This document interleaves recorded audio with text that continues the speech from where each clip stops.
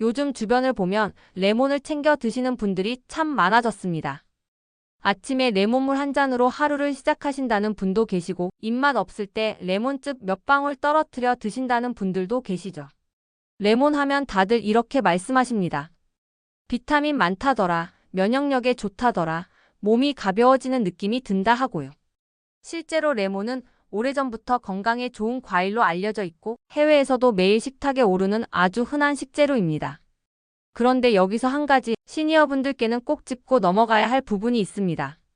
레몬이 몸에 좋은 건 맞지만 누구에게나 언제나 같은 방식으로 좋은 건 아니라는 점입니다. 특히 나이가 들수록 위장 기능, 치아 상태, 복용 중인 약이 예전과 달라지기 때문에 젊을 때처럼 아무 생각 없이 드시면 오히려 속이 불편해지거나 치아가 상하거나 약 효과에 영향을 주는 경우도 생길 수 있습니다. 그래서 오늘은 레몬이 좋다, 나쁘다 이렇게 단순하게 말씀드리려는 게 아닙니다. 어떤 분께는 약이 되지만 어떤 분께는 조심해야 할 음식이 될 수 있다. 이 차이를 정확히 알려드리려고 합니다. 끝까지 보시면 레몬을 끊어야 할지, 계속 드셔도 되는지, 또 어떻게 드셔야 몸에 부담이 없는지 스스로 판단하실 수 있으실 겁니다. 그럼 먼저 아침에 많이 드시는 공복 레몬물 이야기부터 차근차근 말씀드려 보겠습니다. 아침에 일어나서 물에 레몬즙을 조금 타서 드시는 분들 생각보다 많으시죠? 속이 시원해진다, 화장실 가기 편해졌다, 입맛이 살아난다 이런 말씀을 자주 하십니다. 이런 분들께는 공복 레몬물이 실제로 도움이 될 수 있습니다. 밤사이 부족해진 수분을 채워주고 약하게 희석된 레몬의 신맛이 위와 장을 부드럽게 깨워주면서 아침 배변 리듬을 만드는 데 도움을 주기 때문입니다. 특히 평소에 아침에 입맛이 없어서 밥을 거르시거나 변비 때문에 화장실에서 오래 힘드신 분들 중에는 미지근한 물에 레몬을 조금 넣어 드셨을 때 몸이 훨씬 편해졌다고 느끼는 경우도 있습니다. 또 한 가지, 아침에 물을 잘 안 드시는 분들께는 레몬 향과 맛 덕분에 물 섭취량이 자연스럽게 늘어나는 장점도 있습니다. 이 부분은 혈액이 끈적해지기 쉬운 시니어분들께 의외로 중요한 포인트입니다. 다만 여기서 꼭 기억하셔야 할 게 있습니다. 레몬물은 조금일 때 도움이 되지 진하게 드시면 오히려 부담이 될 수 있다는 점입니다. 레몬을 반개 한 개씩 짜서 물 한 컵에 타 드시는 분들도 계신데 이렇게 드시면 위가 약한 분들께는 아침부터 속이 쓰리거나 울렁거릴 수 있습니다. 그래서 공복 레몬물이 맞는 분들도 양과 농도를 지키는 게 무엇보다 중요합니다. 그렇다면 반대로 아침 레몬물이 오히려 독이 될 수 있는 분들은 어떤 경우일까요? 레몬은 신맛이 강한 과일입니다. 이 신맛의 정체는 바로 산성 성분인데 이 성분이 위가 튼튼한 분들께는 자극이 되지 않을 수 있어도 위가 약해진 상태에서는 문제를 만들 수 있습니다. 특히 이런 증상이 있으신 분들은 아침 공복 레몬물을 조심하셔야 합니다. 자주 속이 쓰리신 분, 공복에 신물 올라오는 분, 역류성 식도염 진단을 받으신 분, 위염으로 약을 드시고 계신 분, 이런 경우에는 레몬을 드신 직후보다 30분 1시간 후에 속이 더 불편해지는 경우가 많습니다.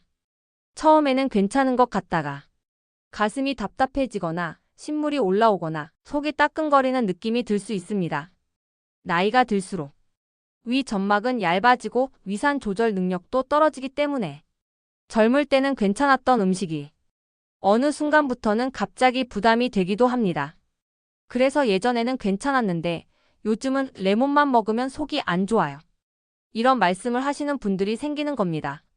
만약 레몬을 드신 뒤에 속쓰림, 트림 증가, 가슴 쪽 불편감이 느껴진다면 그건 몸이 보내는 분명한 신호입니다.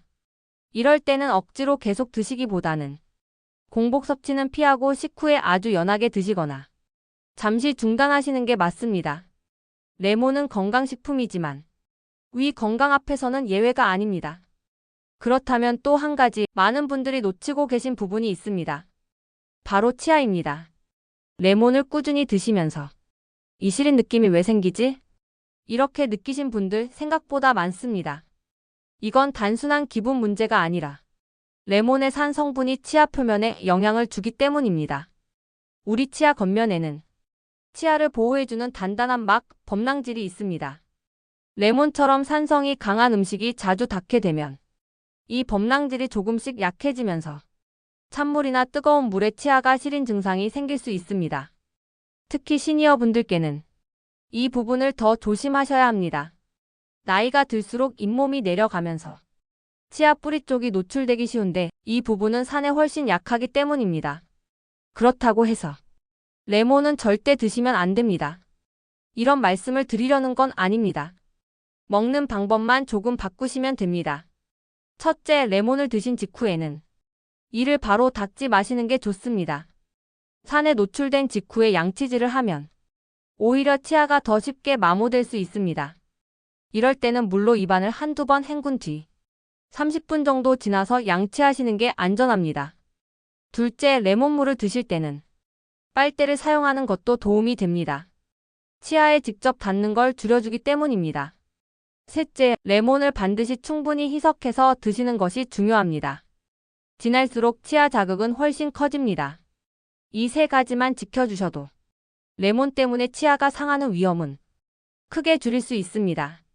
시니어 분들께서 레몬을 드실 때 가장 조심하셔야 할 부분 중 하나가 바로 약과의 관계입니다. 이건 단순한 속 불편한 문제가 아니라 약 효과 자체에 영향을 줄 수 있기 때문입니다. 먼저 위장약을 드시고 계신 분들입니다. 위산을 억제하는 약이나 위 점막을 보호하는 약을 복용 중인데 아침 공복에 레몬물을 함께 드시게 되면 약의 목적과 반대되는 자극이 될 수 있습니다. 이 경우 약 효과가 떨어지거나 속쓰림이 오히려 심해졌다고 느끼는 분들도 계십니다. 혈압약을 드시는 분들도 주의가 필요합니다. 레몬 자체가 직접적으로 혈압약을 망가뜨린다고 보기는 어렵지만 공복에 강한 산성 음료를 마셨을 때 속이 불편해지면서 어지럼, 두근거림을 느끼는 경우가 있습니다. 특히 아침에 약을 드시고 바로 레몬물을 함께 드시는 습관은 몸에 부담이 될 수 있습니다. 또 한 가지, 진통제나 소염제를 자주 드시는 분들 역시 조심하셔야 합니다. 이 약들은 원래 위를 자극할 수 있는데 여기에 레몬의 산 성분까지 더해지면 위장 자극이 겹쳐질 수 있습니다. 그래서 정리하면 이렇습니다. 약을 드시고 계신 분이라면 약 복용 전후 12시간 이내에는 레몬 섭취를 피하시는 것이 가장 안전합니다. 자연식품이니까 괜찮겠지 하고 약과 함께 드시는 건 시니어분들께는 특히 위험할 수 있습니다. 레몬은 얼마나 먹느냐, 언제 먹느냐가 핵심입니다. 좋다고 해서 많이 드신다고 더 좋아지는 음식은 아닙니다. 먼저 양부터 정리해 보겠습니다. 하루에 레몬 반 개 이내, 즉 레몬즙으로 따지면 12작은술 정도면 충분합니다. 이 정도만 물에 타셔도 레몬의 장점은 충분히 얻을 수 있습니다. 물의 양도 중요합니다. 물 한 컵이 아니라 최소 1컵 반에서 2컵에 레몬즙을 희석해서 드시는 게 좋습니다.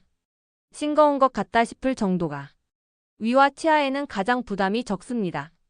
다음은 시간입니다. 위가 튼튼하고 특별한 불편함이 없으신 분이라면 아침 공복에 아주 연하게 드셔도 괜찮습니다.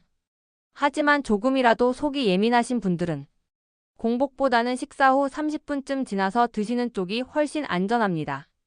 그리고 잠자기 전 레몬물은 가급적 피하시는 게 좋습니다. 밤에는 위산 역류가 더 잘 생길 수 있고 치아도 밤사이에 보호받기 어렵기 때문입니다. 정리하면 이렇습니다. 하루 반 개 이내 충분히 희석해서 공복이 부담되면 식후에 약과는 시간 간격 두기. 이 네 가지만 지켜주셔도 레몬은 충분히 건강한 선택이 될 수 있습니다. 레몬은 분명히 좋은 과일입니다.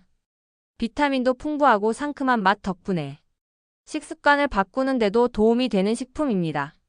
하지만 시니어 분들께는 좋다더라는 말 하나만 듣고 무작정 따라 드시기에는 몸 상태가 예전과 많이 달라져 있습니다.